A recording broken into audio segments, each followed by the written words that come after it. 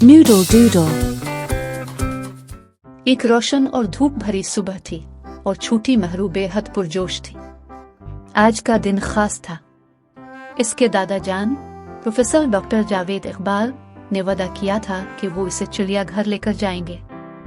महरू अपने दादा जान से बेहद मोहब्बत करती थी। वो न सिर्फ बहुत इल्म वाले थे बल्कि दुनिया की हैरत अंगेज कहानियां भी सुनाते थे। जब वो चिड़ियाघर के दरवाजे पर पहुंचे तो महरू की आंखों में तजस्सुस की चमक थी। उसने अपने दादा का हाथ मजबूती से पकड़ा हुआ था, जैसे वो कोई बड़ा खजाना तलाश करने जा रही हो। दादा, आज हम कौन कौन से जानवर देखेंगे? महरू ने उछलते हुए पूछा। बहुत से जादुई जानवर, मेरी छोटी मुहिम जो, दादा जान ने मुस्कुराते हुए कहा। चलो, सबसे पहले शेर देखते हैं। पहला पड़ाव शेरों का पिंजरा था।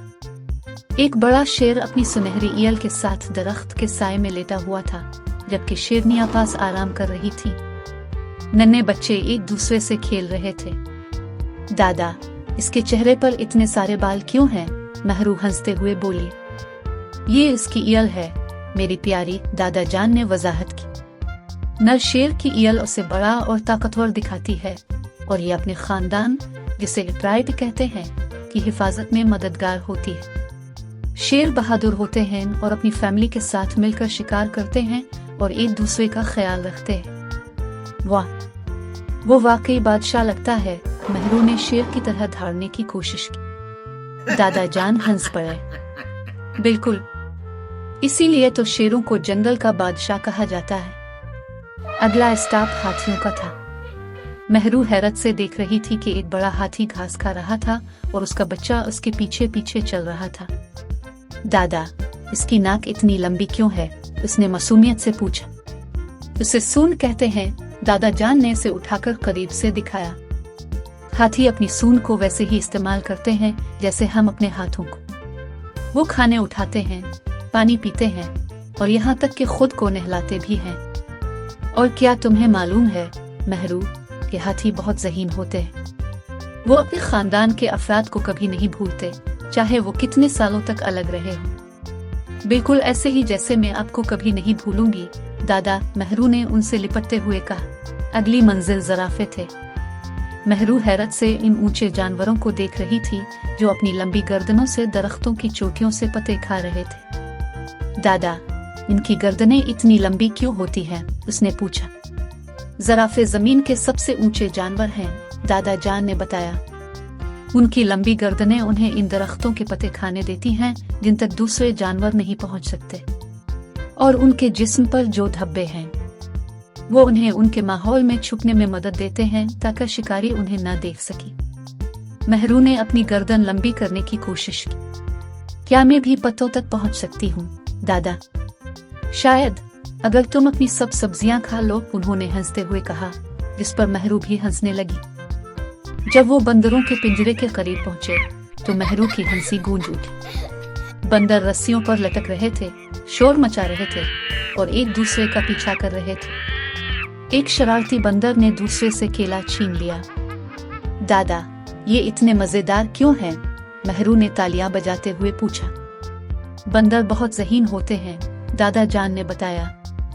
वो अपनी पूंछ और हाथों का इस्तेमाल करके दरख्तों पर चढ़ते हैं और शाखों से झूलते हैं। कुछ बंदर तो इतने होशियार होते हैं कि पहेलियां भी हल कर लेते हैं और औजार इस्तेमाल करना भी सीख लेते हैं। क्या मैं भी दरख्तों में रह सकती हूँ दादा? महरू ने पूछा। सिर्फ अगर तुम वादा करो कि किसी का केला नहीं छीनोगी, उन्होंने मिजाहिया अंदाज में कहा, जिस पर महरू हंस पड़ी। अगला स्टॉप परिंदों का था। महरू की आंखें चमक उठी जब उसने मोर को अपने रंग बिरंगे पंख फैलाते हुए देखा। सूरज की रोशनी में उसके परों के रंग झिलमिला रहे थे। दादा, इसके पंख इतने खूबसूरत क्यों है? उसने पूछा। दादा जान ने कहा, ये इसका अपनी खूबसूरती दिखाने का तरीका है, जैसे तुम अपना पसंदीदा लिबास पहनती हो जब तुम खास महसूस करना चाहती हो। महरू ने अपने पीले फ्राक में घूमते हुए कहा, क्या मैं मोर की तरह खूबसूरत लगती हूँ? तुम तो इससे भी ज्यादा खूबसूरत हो, दादा जान ने इसके माथे पर प्यार करते हुए कहा। उनका आखिरी पड़ाव पेंगुइन का पिंजरा था। महरू इन सियाह और सफेद परिंदों को देखकर हैरान थी, जो बर्फ पर फिसल रहे थे और पानी में गोते लगा रहे थे। दादा, ये दूसरे परिंदों की तरह फ्लाई क्यों नहीं करते? उसने हैरानी से पूछा। पेंगुइन खास परिंदे हैं, दादा जान ने वजाहत की। उन्होंने फ्लाई करने की बजाय तैरना सीख लिया है। इनके पर पंखों की तरह होते हैं जो उन्हें पानी में तेज हरकत करने में मदद देते हैं। वो ठंडी जगहों पर रहते हैं और उनके मोटे परों से उन्हें सर्दी नहीं लगती। वो बर्फ पर फिसलते हुए कितने खुश लग रहे हैं, मेहरू ने हंसते हुए कहा। मैं भी ऐसे फिसलना चाहती हूँ। इसके लिए तुम्हें अगली बर्फबारी का इंतजार करना होगा, दादा जान ने मुस्कुराते हुए कहा। घंटों तक चिड़ियाघर घूमने के बाद वो एक दरख्त के नीचे बैठकर आराम करने लगे। मेहरू ने अपने दादा के साथ लाया हुआ सैंडविच खाया, जबकि वो उसे जंगल के जानवरों की कहानियां सुनाते रहे। दादा, मुझे जानवर बहुत पसंद हैं। ये सब कितने हैरत अंगेज हैं, उसने खुशी से कहा। ये वाकई हैरत अंगेज हैं, मेहरू, दादा जान ने कहा। हर जानवर का दुनिया में अपना एक खास किरदार होता है, बिल्कुल इंसानों की तरह। हमें उनका एहतराम करना और उनका ख्याल रखना चाहिए। जब वो चिड़ियाघर के दरवाजे की तरफ बढ़े तो मेहरू ने अपने दादा का हाथ मजबूती से थाम लिया। दादा, क्या हम फिर आएंगे? बिल्कुल, मेरी छोटी मुहिम, जो उन्होंने कहा। हमेशा कुछ न कुछ नया दरियाफ्त करने के लिए होता है।